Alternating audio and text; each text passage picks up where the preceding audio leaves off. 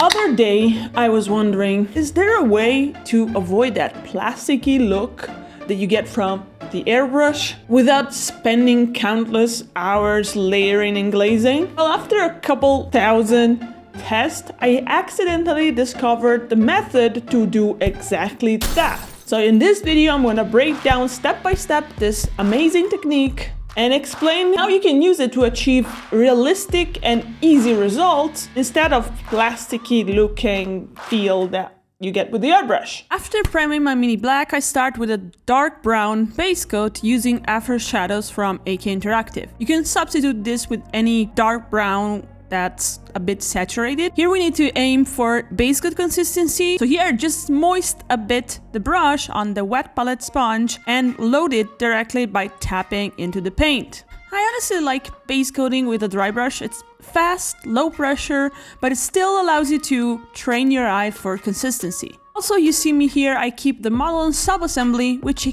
can seem a bit too much for a gaming model, but trust me, it has a huge importance for a reason I'll go over later in the video. But in the meantime, let's move on to step 2 and start layering up using Oxford Blue, which is basically the fang from Citadel, which is kind of fitting since we are painting Space Wolf. Here I'm doing pretty much the exact same thing that I did in the previous step, except I'm covering like 98% of the surface, where I start to think about how a minute is lit, which areas are more exposed to light, which areas are in shadows. This stage is very low pressure, very relaxed, and that's because that one stupid thing I did way before I started painting. Taking an extra minute to do this thing is gonna allow you to use the biggest brush you possibly can, reaching all the areas without frustration, ending up earning that time back with interest.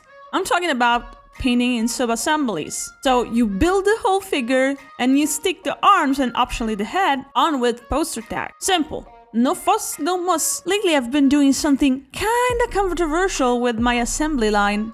Maybe I'll reveal that in another video. Or maybe no one will care enough to leave a comment. You'll never know. Sorry, James, you'll never know. Well, moving on to step 3. I then take blue-gray from AK, which is basically rust-gray from Citadel, and I go all over the model with the same tapping motion as before. Thanks to the sub-assembly, I won't even need to switch to a smaller brush. Here, the consistency is a bit different though, and there is slightly more moisture, and this is what will allow us to blend easily in the later steps. I hate to sound like a broken record. No, actually, I love to be annoying. Here, consistency is key.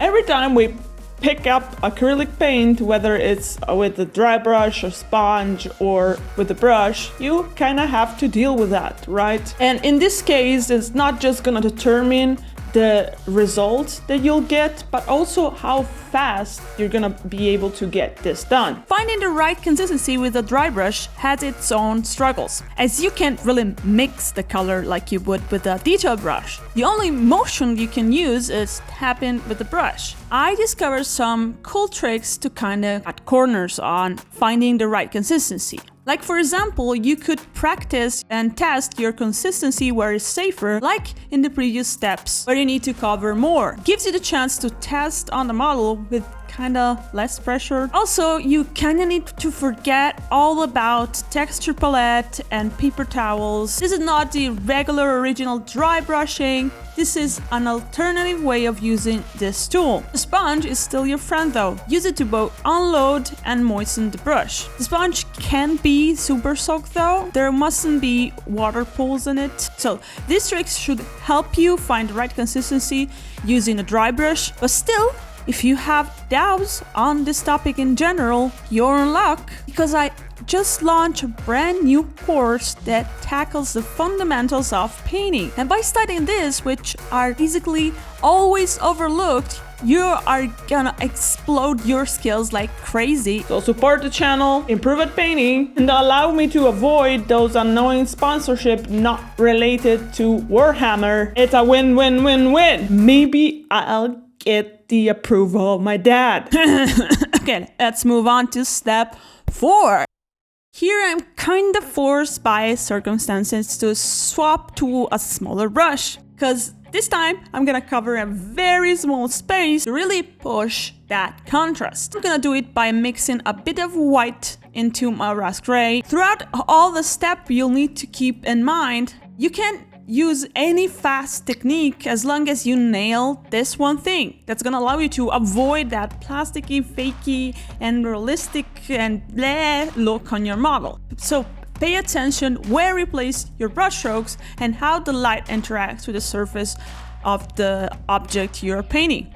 But now that we're done with that, I bet you're thinking, Alice, that's not smooth at all. Listen, Kevin, don't make me mad, okay? We have step 5 for that. Instead of mixing layer after layer of glazes, we're just gonna cheat by using contrast paint and the airbrush. The point is cleaning up those transitions by glazing with paints that already are kinda transparent. The airbrush is optional, really. It's just gonna smooth out the application. But listen, I suck at airbrushing.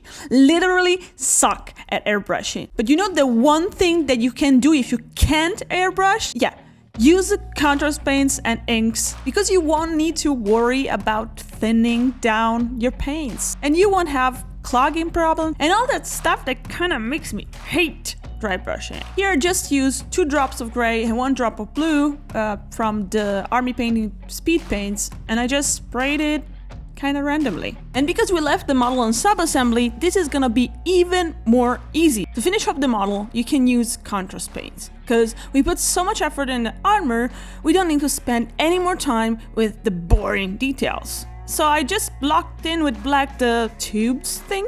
You can definitely use contrast paint for a quick effect. Then I did a pin wash with oils and dry brushed on some metallics. I also added some hedge highlights to give even more definition, but these are totally optional because you'll already have an interesting and real looking mini as is.